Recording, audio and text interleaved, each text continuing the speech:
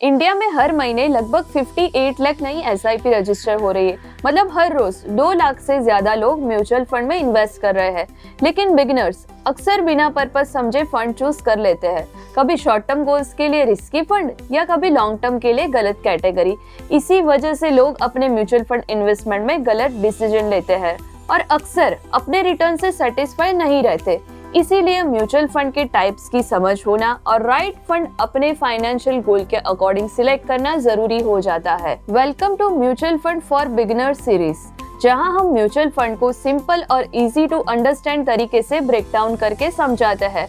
अगर आप mutual fund में बिल्कुल नए हो और आपको ये क्लियर नहीं है कि म्यूचुअल फंड एक्चुअली होता क्या है, तो इस लिंक पर क्लिक कर सकते हो, जहां हमने म्यूचुअल फंड को बहुत इजी तरीके से समझाया हुआ है। आज के वीडियो में हम बात करेंगे म्यूचुअल फंड्स के टाइप्स के बारे में अकॉर्डिंग टू असेट क्लासेस।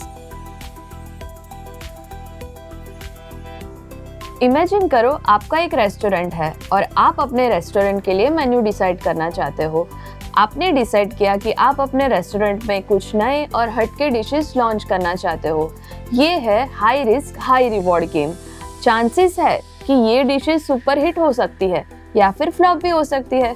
जो डिशेस चल जाती है वही रेस्टोरेंट की लॉन्ग टर्म सक्सेस बन जाती है। इक्विटी म्यूचुअल फंड भी बिल्कुल ऐसे ही काम करते हैं। इसमें फंड कंपनी के शेयर में इन्वेस्ट करते हैं। फंड्स एक्टिवली मैनेज किए जाते हैं, जिसका एम होता है बेंचमार्क से बेटर रिटर्न जनरेट करना। Small cap, mid cap, large cap funds, ये सब इक्विटी कैटेगरी के ही पार्ट्स होते हैं। ये कैटेगरी लॉन्ग टर्म में हाई रिटर्न्स देते हैं कंपेयर टू अदर कैटेगरीज। इसीलिए इक्विटी फंड उन इन्वेस्टर के लिए ज्यादा सूटेबल होते हैं जिनके पास 5 साल या उससे ज्यादा होराइजन है और जो थोड़ा रिस्क लेने में कंफर्टेबल है। अगर आप यंग हो और लॉन्ग टर्म गोल्स के लिए इन्वेस्ट कर रहे हो, तो इक्विटी आपके पोर्टफोलियो ग्रोथ के लिए अच्छा ऑप्शन हो सकता है। अब सेकंड ऑप्शन देखिए। आप चाहते हो कि रेस्टोरेंट स्मूथली चले बिना फैंसी एक्सपेरिमेंट के साथ, और मेन्यू में सिर्फ ऐसे डिशेस रखी जाती है जिनकी डिमांड ऑलमोस्ट प्रेडिक्टेबल है, जिससे स्टेबल इनकम और प्रेडिक्टेबल कैश फ्लो मिल सकता है। ये एग्जैक्टली डेट म्यूचुअल फंड का रोल है। Debt mutual funds government bonds, corporate bonds और फिक्स्ड इनकम इंस्ट्रूमेंट में इन्वेस्ट करते हैं। रिटर्न्स यहाँ मॉडरेट होते हैं, लेकिन स्टेबिलिटी काफी ज्यादा होती है। अगर आपको शॉर्ट टर्म के लिए इन्वेस्ट करना है, जैसे 2-3 साल, या तो आप रिटायरमेंट के करीब हो और फिक्स डिपॉजिट से बेटर रिटर्न और टैक्स एफिशिएंट ऑप्शन ढूंढ रहे हो, तो ये ऑप्शन आपके लिए बेस्ट फिट हो सकता है। अब तीसरा ऑप्शन, हाइब्रिड फंड्स। सोचिए आप चाहते हो कि लोग नए डिशेस भी ट्राई करें और साथ ही ओल्ड फेवरेट्स कंसिस्टेंटली चलते रहे।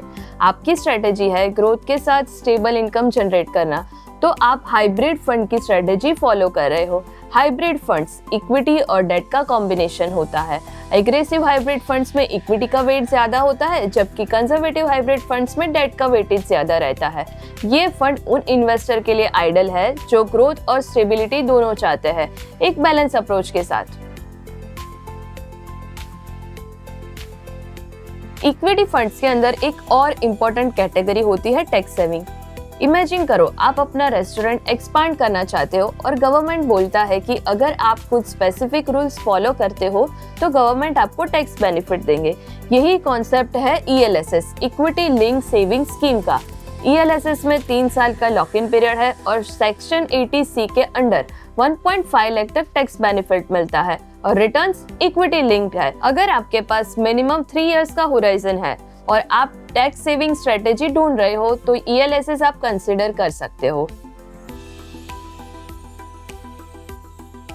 अब बात करते हैं सेक्टोरल फंड की। सोचिए आपका रेस्टोरेंट सिर्फ एक ही क्यूजिन में स्पेशलाइज है, जैसे सिर्फ इटालियन या सिर्फ साउथ इंडियन। सेक्टोरल फंड भी बिल्कुल वैसे ही काम करते हैं। ये फंड किसी एक स्पेसिफिक इंडस्ट्री पर फोकस करते हैं, जैसे टेक्नोलॉजी, फार्मा या बैंकिंग। हाई रिटर्न पोटेंशियल के साथ हाई रिस्क भी होता है, इसीलिए ये फंड्स ज्यादातर एक्सपीरियंस इन्वेस्टर के लिए सूटेबल होते हैं।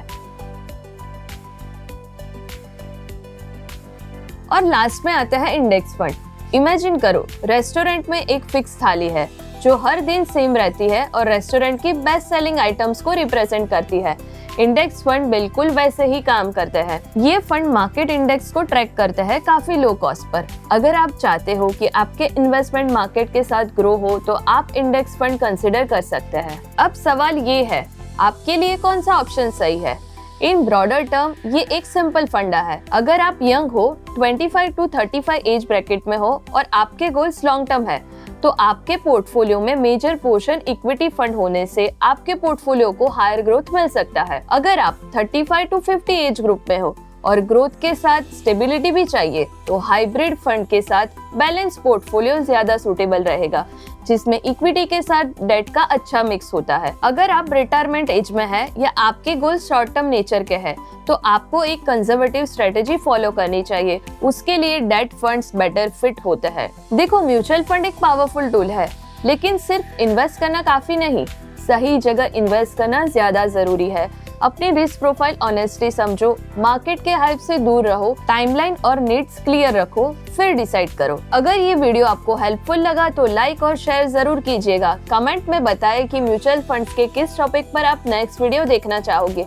स्टे ट्यून, क्योंकि अगले वीडियो में हम बात करेंगे tax implications on mutual funds. Return तो सब देख लेते हैं, पर पोस्ट टैक्स कितना बचता है, ये जानना जरूरी है।